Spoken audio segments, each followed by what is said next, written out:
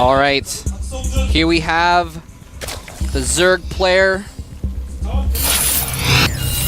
Started July. I was trying to think of a Legally Blonde analogy to make for July Zerg, but it wasn't working. And here we have the Emperor himself, the man of one way, the Emperor.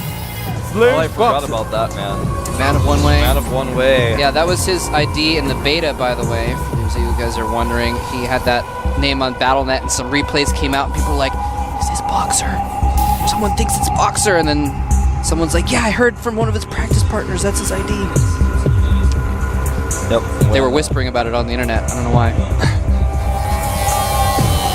July Zerg scouting early with the drone. Do you remember those days when it's so fun to think about how StarCraft II developed, yeah, how the GSL started. Sometimes I think back to those days. I remember players like AnyPro. I remember players like Trickster. You know, I remember those guys. Fruit Dealer. It's just so cool to look back. Yeah. Someone made a compilation video of Fruit Dealer's win in GSL Season 1, and I watched it, and I was just like, you know, the play here is not as high, you know, the skill level's not as good as it is now, it's not even close, but it's just fun to think back to those times. Yep.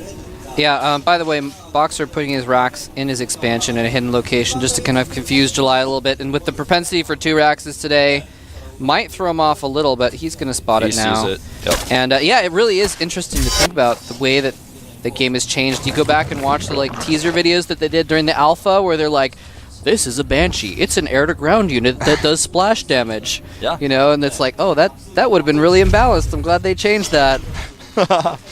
But do you remember when the Cloak Research required a fusion core? No, I didn't remember that. I didn't know that. That was the first, That's great. the very first beta release. The Cloak Research required fusion core. I remember during the beta watching a game back when there was very few people playing the beta. I was watching someone streaming, and I don't want to say their name because it might be a little bit embarrassing to this story, I guess, because they were playing against David Kim. Yeah, of course. And David Kim, obviously, balance tester, knew way more about the game than anyone else. Yeah. This guy was a very, very good player, very good real-world player. In you know, now playing StarCraft II, and he got, you know, beaten back a couple times. He had a pretty good-sized army though, and then David Kim rolled in like 150 Banelings into his base and destroyed it in one go. And we're gonna have a pause here from Boxer. I'm like, Boxer, you were supposed to pause after we filled time by talking about these stories, like not before. Ah, no, Boxer. Oh, we should have saved our stories for the pause time. Well, anyway, I wonder what he's pausing about. We didn't. Well, he was having some issues before the games. We saw him talking to the GOM Wizard. Maybe they didn't actually. Well, we had some fully issues fix with something Huck yesterday with his frame rates, and I wonder if it's something related. Just to discuss what we've had going on in the game so far, July he's mined literally 100 gas at this moment, so it's impossible to determine whether he will continue to do so. Boxer has walled off at the low ground where his barracks was, so it looks like his forward barracks had some intention of using it as a wall from the beginning. Yeah. He's actually making a reactor right now, so he will be putting on some reactor Hellion pressure before he expands. Boxer looking very upset right now about what he's being told. Yeah, and actually, it's interesting. He's actually got his buildings in a position where he's got 2 depots and the reactor forming a little bit of a wall, and I think what he can do if he wants is reposition the barracks to close off that wall, so he'll have a full wall. Yeah, exactly. You're exactly right. So once he relocates the factory to the reactor, so very cute the observer idea says in there. chat, wait, just basically it says wait a minute, wait a second. So we'll be waiting just a little bit longer. So anyway, you're exactly right when you're talking about the beta is very unique, and it's just fun to think back to those times. It is fun to think back to when no one really knew like how things worked yet. And I always thought it was funny, like people in the beta are like, "Oh, this mutant is Imba," and it's like, no one's even played the game yet. Like, it's not even out yet. I can't wait until... It's not even out yet. You don't know if this unit's going to be Imba or not. The Heart of the Swarm, man, when that comes out, it'll be out very, very soon. Yeah. And I'm really, really excited to see... That was... I'm sorry. No personal offense to anyone that did this, but I thought it was hilarious that when people were talking about units being Imba when they just released the names and descriptions of them. Well, I think a lot goes into refining the game. Yeah, of that's course. the important thing that I I'm think getting it's at definitely here. it's definitely cool and fun to discuss the potentials the new units have, especially after seeing them. No, definitely. In action, some people were able to actually play with the units at BlizzCon, for example, and for example in Busan there was an event where people could play the beta. So some people have played it, and to discuss the units in length is actually something I think is kind of cool. Yeah, no, don't get me wrong. I'm not trying to say that you shouldn't be talking about the units and what they're capable of. I just think that people might want to reserve their judgments until they actually know about what the units will do. Because remember, I mean, the Banshees did splash damage in the alpha, and it wasn't released that way. So you don't actually know. We don't actually know how things are going to be when the actual release of the game comes out. The Warhound may become a Goliath. It may lose its ability to damage mechanical units. It's not quite like that, man. The Goliath wasn't that wimpy sounding. My closest impersonation. I'm sorry. Tank on online. That was close enough. That was better. Anyway, it looks like we're just going to have pretty standard play here from Boxer and Jelizerg. I wouldn't be surprised if Jelizerg is in the process right now of taking drones off of gas and just getting speed with that 100 minerals. I'm sorry, 100 gas, and do something else later on down the line. But we're going to have to wait to find out. Moment longer. Yeah, I believe what the next phrase in Korean says is just talking. Basically, it's being discussed what will happen here, and neither of us actually are aware of what the issue with this computer is, so we're just gonna have to wait. There's almost like this curse this week for computer problems. We've had at least one every single day, and it's so unusual, in fact, that this is happening. I wonder what the source may be. There seems to be a lot of hardware problems, and I can't, determine what hardware every player is using, so if there's a pattern or not, but we will see. Yeah. Boxer does not look happy about what's happening, but Boxer's not the type of guy to make a big deal out of handicaps or problems he faces. He's very mature. He's been in this business longer than almost anyone else. Yeah. No, he's been playing professionally since 2001, I believe. Yeah, I 2000? think that's correct. I think 2001 was his first, at least, breakthrough performances. Yeah.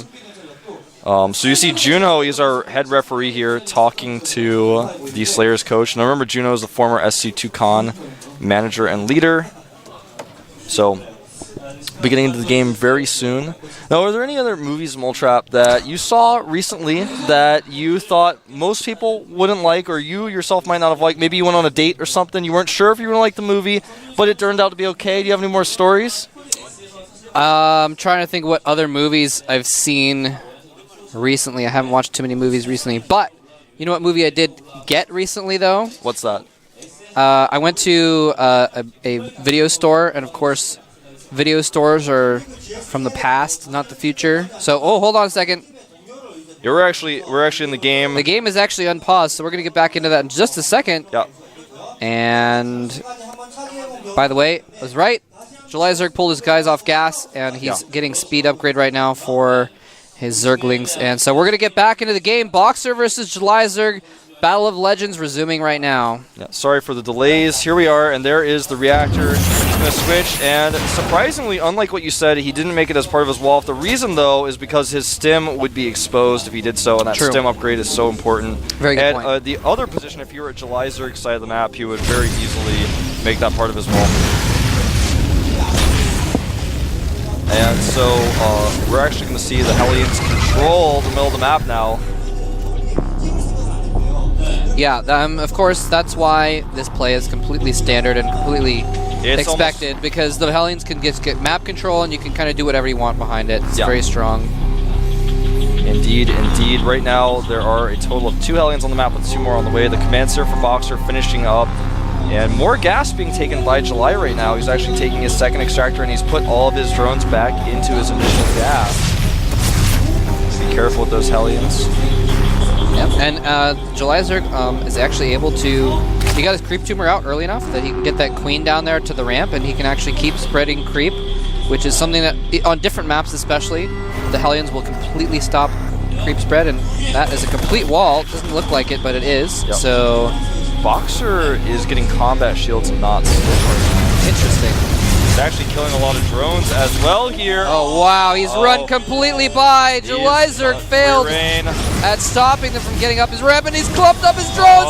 They're in a line. Oh my god! Huge, absolute slaughter. A drone barbecue going on here in the main base of Julizerg. 18 drones killed. Wow. Worker count 28 to 17.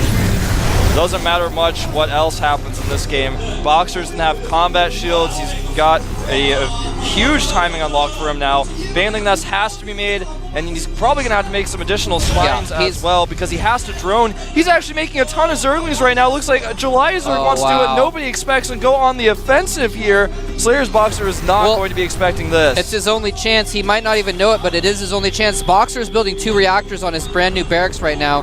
He's getting a starport. He's basically, in a couple minutes, going to go with a ton of Marines and, a couple medevacs and just go for the kill. Julizerg is going to need those units out, but if Julizerg, with the Bailey Nest about to complete, can actually break Boxer before he gets that production going, you're exactly right. That is his only chance. So lucky here by Julizerg. Boxer actually missed his Zerglings several times. He does get a glimpse now of some Zerglings, though, with his Hellions. Looks like he's going to go over here and check the worker count.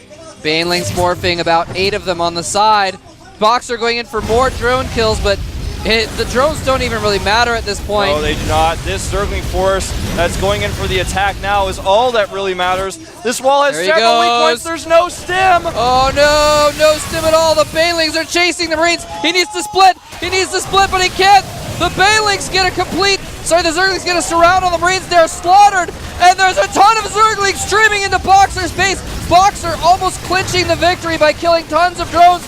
Is on the verge of loss himself now as tons of Zerglings stream in here. Will the production of Boxer be able to keep up enough to fend this off eventually? If he does, I don't think so, man. Julizerg doesn't have any drones left.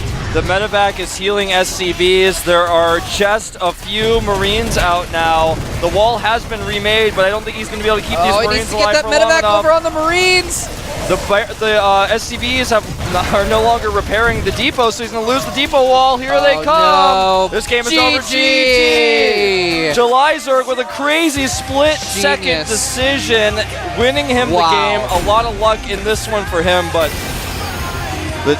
wow. That is amazing. And Julizerg, I mean, that is Julizerg, man. He is, I think, one of the only few Zergs I can think of that would be capable of doing that, of saying, I just lost a bunch of drones, it's time to break my opponent in half. Oftentimes Zergs will just try and recover, they'll try and play defensively, and some Zergs, try and drone up. Some Zergs can comfortably do that. Seize that moment. He does. And it's something that Zergs do so infrequently that I'm kind of surprised by that, because the ability to wreck your opponent with a huge attack it seems like it would be predictable, but since it's so rare, usually most people just make a ton of drones, and then they die to the next pressure, or they barely defend it, and they get ahead some way. So it's kind of a gamble either way if you make the drone count or if you go for the attack. He was able to hide his Zerglings from Boxer, which part of that was luck, because Boxer was actually checking with his Hellions. He barely missed the Zerglings the first wave. Then when the second wave came in, it was too late to make bunkers or re-wall, and that was it. If he'd gotten a couple bunkers up, even half-completed bunkers would have stopped those Banelings, and he would have had been able to put SCVs in the way, block the Zerglings. He had enough Marines to hold that off, and if he'd recovered, especially because while that was going on, Boxer was running more Hellions into the natural of Julizerg, killed the rest of his drones. So if Boxer held that off, Julizerg would not have been able to recover it. It was only just with that one attack that he had to win, and he just barely did. Combat shields instead of stim was an unfortunate choice for Boxer as well. If he had stim, he may have been able to hold. Combat shields don't make a significant difference in his Banelings, so that's something to consider. His medevacs were also almost out, but not quite. If he had any idea it was coming, he would have been able to wall himself and would have been fine, but unfortunately for him, was not able to do so. Our next match is going to be between Happy and Creator. Happy is going to be Antigua Shipyard. And let's not forget here, an important thing that happened from that situation is Julizerg is at 2-0. Yes, he is. Julizerg is basically one win away from securing, not completely securing, not clinching, but securing a Code-ass spot. And Boxer, unfortunately, is at 0-2 now. He is looking like Code A is within his future, but nothing is over yet. We've seen things reverse before. Happy versus Creator. Creator's at 1-1. Happy's at 0-2. So if Happy wins this game, then he and Creator will both be at 1-2. It'll be a completely different ball game. We're going to find out right now if Creator can show us that PvT expertise again. Here we go.